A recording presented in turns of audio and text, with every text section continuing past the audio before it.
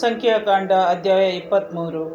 ಆಗ ಬಿಳಾಮನು ಇಲ್ಲಿ 7 ಬಲಿಪೀಠಗಳನ್ನು ಕಟ್ಟಿಸಿ 7 ಹೋರಿಗಳನ್ನು ಮತ್ತು 7 ಟಗರುಗಳನ್ನು ಸಿದ್ಧಪಡಿಸಿ ಎಂದು ಬಾಲಾಕನಿಗೆ ಹೇಳಿದನು. ಬಾಲಾಕನು ಹಾಗೆಯೇ ಮಾಡಿದನು. ಬಾಲಾಕನು ಮತ್ತು ಬಿಳಾಮನು ಬಲಿಪೀಠದ ಮೇಲೆ 1 ಹೋರಿಯನ್ನು ಹಾಗೂ 1 ಟಗರನ್ನು ದಹನ ಬಲಿದಾನವಾಗಿ ಸಮರ್ಪಿಸಿದರು. ಬಳಿಕ ಬಿಳಾಮನು ಬಾಲಾಕನಿಗೆ, ನೀನು ದಹನ ಬಲಿದಾನ ಮಾಡಿದ ಸ್ಥಳದಲ್ಲೇ ಇರು, ನಾನು ಸ್ವಲ್ಪ ದೂರ ಹೋಗಿ ಬರುತ್ತೇನೆ. ಸರ್ವೇಶ್ವರ ನನಗೆ ದರ್ಶನ ಕೊಟ್ಟರೂ ಕೊಡಬಹುದು, ಅವರು ಸೂಚಿಸುವ ಸಂಗತಿಗಳನ್ನು ನಿನಗೆ ತಿಳಿಸುತ್ತೇನೆ ಎಂದು ಹೇಳಿ ಮರಗಳಿಲ್ಲದ ಒಂದು ತಿಣ್ಣೆಗೆ ಹೋದನು. ದೇವರು ಬಿಳಾಮನಿಗೆ ಎದುರಾಗಿ ಬಂದರು. ಬಿಳಾಮನು ಅವರಿಗೆ, ನಾನು 7 ಬಲಿಪೀಠಗಳನ್ನು ಕಟ್ಟಿಸಿ ಒಂದೊಂದು ಪೀಠದಲ್ಲಿ 1 ಹೋರಿಯನ್ನು 1 ಟಗರನ್ನು ದಹನ ಬಲಿಯಾಗಿ ಸಮರ್ಪಿಸಿದ್ದೇನೆ ಎಂದು ಹೇಳಿದನು. ಸರ್ವೇಶ್ವರ ಬಿಳಾಮನಿಗೆ ಹೇಳಬೇಕಾದುದನ್ನು ಹೇಳಿ, ನೀನು ಬಾಲಾಕನ ಬಳಿಗೆ ಹಿಂದಿರುಗಿ ಹೋಗಿ ನಾನು ಹೇಳಿದ್ದನ್ನು ತಿಳಿಸು ಎಂದು ಆಜ್ಞಾಪಿಸಿದರು. ಬಿಳಾಮನು ಬಾಲಾಕನ ಬಳಿಗೆ ಬಂದಾಗ ತಾನು ದಹನ ಬಲಿಯನ್ನು ಸಮರ್ಪಿಸಿದ ಪೀಠದ ಹತ್ತಿರವೇ ನಿಂತಿದ್ದನು. ಮೋವಾಬ್ಯರ ಮುಖ್ಯಸ್ಥರೆಲ್ಲರೂ ಅವನ ಬಳಿಯಲ್ಲೇ ಇದ್ದರು. ಆಗ ಬಿಳಾಮನು ಪದ್ಯ ರೂಪದಲ್ಲಿ ಹೀಗೆಂದು ನುಡಿದನು. ಬಾಲಾಕನು ನನ್ನನ್ನು ಕರೆಸಿದ ಆರಾಮಿನಿಂದ, ಮೋವಾಬರ ನನ್ನ ಬರಮಾಡಿದ ಮೂಡಲ ಗುಡ್ಡೆಗಳಿಂದ, ನನ್ನ ಪರವಾಗಿ ಯಾಕೋಬ ವಂಶಜರನ್ನು ಶಪಿಸೆಂದ.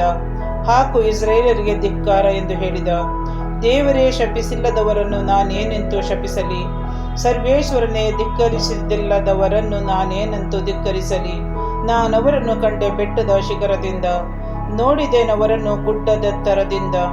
ಯಾಕೋಬ್ಯರು ಧೂಳಿನಷ್ಟು ಅಸಂಖ್ಯ, ಅವರನ್ನು ಲೆಕ್ಕಿಸಲು ಯಾರಿಂದ ಸಾಧ್ಯ? ಕಾಲ್ಭಾಗವನ್ನಾದರೂ ಹೇಳಲು ಯಾರಿಂದ ಸಾಧ್ಯ? ನಾ ಸಾಯಬೇಕು, ಆ ಸಜ್ಜನರು ಸಾಯುವ ರೀತಿ, ನನ್ನದಾಗಬೇಕು ಅವರಿಗಾಗುವ ಅಂತ್ಯಗತಿ. ಈ ನುಡಿಗಳನ್ನು ಕೇಳಿದ ಬಾಲಾಕನವನಿಗೆ, ಇದೇನು ನೀವು ಮಾಡಿದ್ದು? ನನ್ನ ಶತ್ರುಗಳನ್ನು ಶಪಿಸುವುದಕ್ಕೆ ನಾನು ನಿಮ್ಮನ್ನು ಕರೆದೆ, ಶಪಿಸುವುದಕ್ಕೆ ಬದಲು ಅವರನ್ನು ಆಶೀರ್ವದಿಸಿ ಬಿಟ್ಟಿರಲ್ಲ ಎಂದು ಹೇಳಿದನು. ಅದಕ್ಕೆ ಬಿಳಾಮನು, ಸರ್ವೇಶ್ವರ ನುಡಿಯುವುದನ್ನೇ ನಾನು ನುಡಿಯಬೇಕಾಗಿದೆಯಲ್ಲವೇ ಎಂದು ಬಿಟ್ಟನು. ಬಿಳಾಮನಿಂದ 2ನೇ ಭವಿಷ್ಯವಾಣಿ. ಆಗ ಬಾಲಾಕನು, ದಯಮಾಡಿ ನನ್ನೊಡನೆ ಇನ್ನೊಂದು ಸ್ಥಳಕ್ಕೆ ಬನ್ನಿ, ಅಲ್ಲಿಂದಲೂ ಅವರನ್ನು ನೋಡಬಹುದು, ಆದರೆ ಅವರೆಲ್ಲರೂ ಕಾಣಿಸರು. ಅವರ ಒಂದು ಕೊನೆ ತುಣುಕು ಮಾತ್ರ ಕಾಣಿಸುವುದು. ಅಲ್ಲಿಂದ ನನ್ನ ಪರವಾಗಿ ಅವರನ್ನು ಶಪಿಸಬೇಕು ಎಂದು ಹೇಳಿ ಹಿಸ್ಗಾ ಬೆಟ್ಟದ ತುದಿಯಲ್ಲಿರುವ ಜೋಫಿಮ್ ಬೈಲು ಎಂಬ ಸ್ಥಳಕ್ಕೆ ಕರೆದುಕೊಂಡು ಹೋದನು. ಅಲ್ಲಿಯೂ 7 ಬಲಿಪೀಠಗಳನ್ನು ಕಟ್ಟಿಸಿ ಪ್ರತಿ ಒಂದು ಪೀಠದಲ್ಲಿ 1 ಹೋರಿ ಮತ್ತು 1 ಟಗರನ್ನು ದಹನ ಬಲಿಯಾಗಿ ಸಮರ್ಪಿಸಿದನು. ಬಿಳಾಮನವನಿಗೆ, ನೀನು ಇಲ್ಲಿ ದಹನ ಬಲಿಯರ್ಪಿಸುವ ಸ್ಥಳದಲ್ಲಿರು, ನಾನು ಅತ್ತ ಕಡೆ ಹೋಗಿ ಸರ್ವೇಶ್ವರನ್ನು ಸಂದರ್ಶಿಸಿ ಬರುತ್ತೇನೆ ಎಂದು ಹೇಳಿ ಹೋದನು. ಸರ್ವೇಶ್ವರ ಬಿಳಾಮನಿಗೆ ದರ್ಶನ ಕೊಟ್ಟು ಅವನು ಹೇಳಬೇಕಾದುದನ್ನು ಕಲಿಸಿಕೊಟ್ಟು, ನೀನು ಬಾಲಾಕನ ಬಳಿಗೆ ಹಿಂತಿರುಗಿ ನಾನು ಹೇಳಿದಂತೆ ತಿಳಿಸುವೆಂದರು. ಬಿಳಾಮನು ಬಾಲಾಕನ ಬಳಿಗೆ ಬಂದಾಗ ಬಾಲಾಕನು ತಾನು ದಹನ ಬಲಿಯನ್ನು ಸಮರ್ಪಿಸಿದ ಪೀಠದ ಹತ್ತಿರವೇ ನಿಂತಿದ್ದನು. ಮೋವಾಬ್ಯರ ಮುಖ್ಯಸ್ಥರು ಅವನ ಸಂಗಡವೇ ನಿಂತರು. ಬಿಳಾಮನು ಪದ್ಯ ರೂಪವಾಗಿ ಹೀಗೆ ಎಂದು ನುಡಿದನು. ಬಾಲಾಕನೇ, ಕಿವಿಗೊಟ್ಟು ಕೇಳು, ಚಿಪ್ಪೋರನ ಪುತ್ರನೇ, ನನ್ನ ಮಾತನ್ನು ಆಲಿಸು. ನರ ಮಾನವರಂತೆ ದೇವರು 2 ಮಾತಿನವರಲ್ಲ, ನರಪುತ್ರರಂತೆ ಮನಸ್ಸನ್ನು ಬದಲಾಯಿಸಿಕೊಳ್ಳುವವರಲ್ಲ. ಆತ ನುಡಿದಂತೆ ನಡೆಯದಿರುತ್ತಾನೆ. ಆ ಜನರನ್ನು ಆಶೀರ್ವದಿಸಬೇಕೆಂಬ ಆದೇಶ ನನಗಿರುವುದು. ಸರ್ವೇಶ್ವರನಿಂದ ಆಶೀರ್ವಾದವನ್ನು ನಾನು ಮಾರ್ಪಡಿಸಲಾಗದು.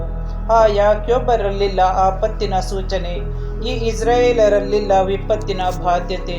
ಸರ್ವೇಶ್ವರನಿಹನು ಅವರ ಸಂಗಡ ದೇವರಾಗಿ, ಜಯಘೋಷ ಕೇಳಿಸುತ್ತಿದೆ ಅವರ ಅರಸನಿಗಾಗಿ. ಅವರನ್ನು ದೇವರೇ ಕರೆದು ತಂದ ಈಜಿಪ್ಟಿನಿಂದ.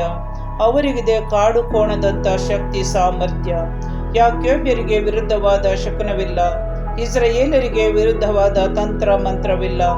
ತಾನು ಮಾಡುವುದನ್ನು ತತ್ಕಾಲದಲ್ಲೇ ದೇವ ತಿಳಿಸುತ್ತಾನೆ ಯಾಕೋಬ್ಯರಿಗೆ, ಅದನ್ನು ಸೂಚಿಸುತ್ತಾನೆ ಸಮಯೋಚಿತವಾಗಿ ಆ ಇಸ್ರಾಯೇಲರಿಗೆ.